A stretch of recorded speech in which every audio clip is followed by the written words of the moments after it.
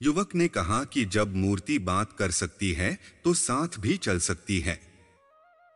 तब भगवान श्री कृष्ण ने युवक के समक्ष एक शर्त रख दी कि तुम मुझे किसी भी दिशा में ले जाना, मगर तुम पीछे पलटकर नहीं देखोगे। तुम सिर्फ मेरे नूपुरों की ध्वनि से ये जान सकोगे कि मैं तुम्हारे पीछे आ रहा हूं।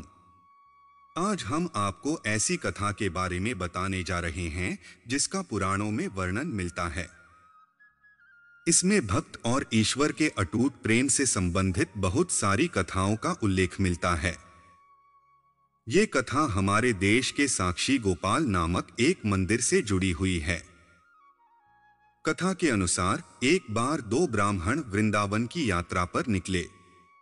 उनमें से एक वृद्ध था और दूसरा जवान था। मार्ग लंबा और कठिन था, जिस वजह से उन दोनों यात्रियों को यात्रा के दौरान कई कष्टों का सामना करना पड़ा। उस समय आज की तरह रेलगाड़ियों और बसों की सुविधा उपलब्ध नहीं थी। यात्रा के दौरान युवा ब्राह्मण ने वृद्ध व्यक्ति की खूब मदद की, जिसकी वजह से वृंदावन पहुंचकर उस वृद्ध ब्राह्मण ने कृतज्ञता जताते हुए कहा कि हे युवक, तुमने मेरी खूब सेवा की है। मैं तुम्हारा अत्यंत कृतज्ञ हूं।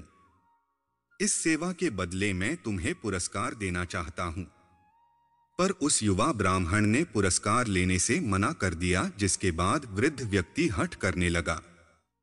फिर उस वृद्ध व्यक्ति ने अपनी जवान पुत्री का विवाह उस ब्राह्मण युवक से करने का वचन दिया। ब्राह्मण युवक ने वृद्ध व्यक्ति को समझाया कि ऐसा नहीं हो सकता, क्योंकि आप बहुत अमीर हैं और मैं तो बहुत गरीब ब्राह्मण हूं। फिर भी वृद्ध व्यक्ति अपनी हठ पर अड़ा रहा और फिर कुछ दिन तक वृंदावन में रहने के बाद दोनों घर लौट आए। वृद्ध व्यक्ति ने अपनी बेटी का विवाह ब्राह्मण युवक से तय कर दिया। वृद्ध व्यक्ति ने सारी बातें घर पर आकर बताई कि उसने अपनी बेटी का विवाह एक ब्राह्मण से तय कर दिया है। पर पत्नी को यह सब मंजूर नहीं था। उस वृद्ध पुरुष की पत्नी ने कहा कि अगर आप मेरी पुत्री का विवाह उस युवक से करेंगे तो मैं आत्महत्या कर लूंगी। कुछ समय व्यतीत होने के बाद ब्राह्मण युवक को चिंता होने लगी कि वृद्ध अपने वचन को पूरा करेगा या नहीं। फिर ब्राह्मण युवक से रहा न गया और उसने वृद्ध ब्राह्मण के पास जाकर उसको अपना वचन याद करवाया।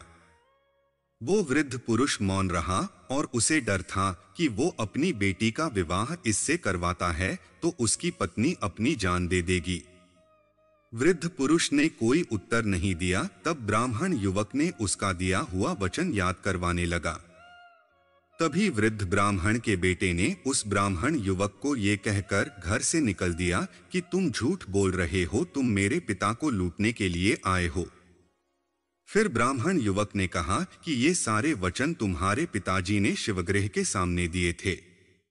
तब वृद्ध व्यक्ति का ज्येष्ठ पुत्र, जो भगवान को नहीं मानता था, युवक को कहने लगा कि अगर तुम कहते हो कि भगवान इस बात के साक्षी हैं तो यही सही। अगर भगवान प्रकट होकर ये साक्ष्य दें कि मेरे पिता ने वचन दिया है तो तुम मेरी बहन के साथ विवाह कर सकते हो। तब युवक ने कहा, हाँ, मैं भगवान श्री कृष्ण से कहूंगा कि वो साक्षी के रूप में आए। उसे भगवान श्री कृष्ण पर पूरा विश्वास था कि भगवान श्री कृष्ण उसके लिए वृंदावन से जरूर आएंगे। श्री कृष्ण ने दी भक्त के लिए स्वयं गवाही। फिर अचानक वृंदावन की मूर्ति से आवाज सुनाई दी कि मैं तुम्हारे साथ कैसे चल सकता हूं, मैं तो मात्र एक मूर्ति हूं। तब उस युवक ने कहा कि जब मूर्ति बात कर सकती है तो साथ भी चल सकती है। तब भगवान श्री कृष्ण ने युवक के समक्ष एक शर्त रख दी कि तुम मुझे किसी भी दिशा में ले जाना, मगर तुम पीछे पलटकर नहीं देखोगे। तुम सिर्फ मेरे नूपुरों की ध्वनि से ये जान सकोगे कि मैं तुम्हारे पीछे आ रहा हूं। युवक ने उनकी बात मान ली और वो वृंदावन चल पड़े। जिस नगर में जाना था वहां पहुंचने के बाद युवक को नूपुरों की ध्वनि आनी बंद हो गई।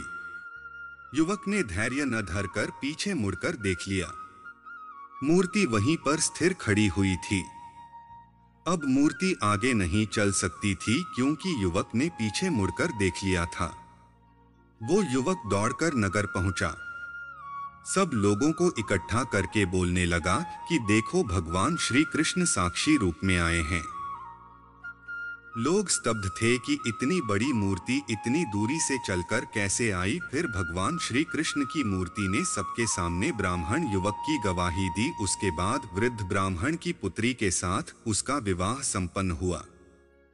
विवाह के बाद उस युवक ब्राह्मण ने श्री विग्रह के सम्मान में उस स्थल पर एक मंदिर बनवा दिया और आज भी लोग इस मंदिर में साक्षात श्री गोपाल की पूजा करते हैं। तो हमारी आज की ये कथा आपको कैसी लगी हमें जरूर बताएं और हमारे इस चैनल को भी जरूर सब्सक्राइब करें।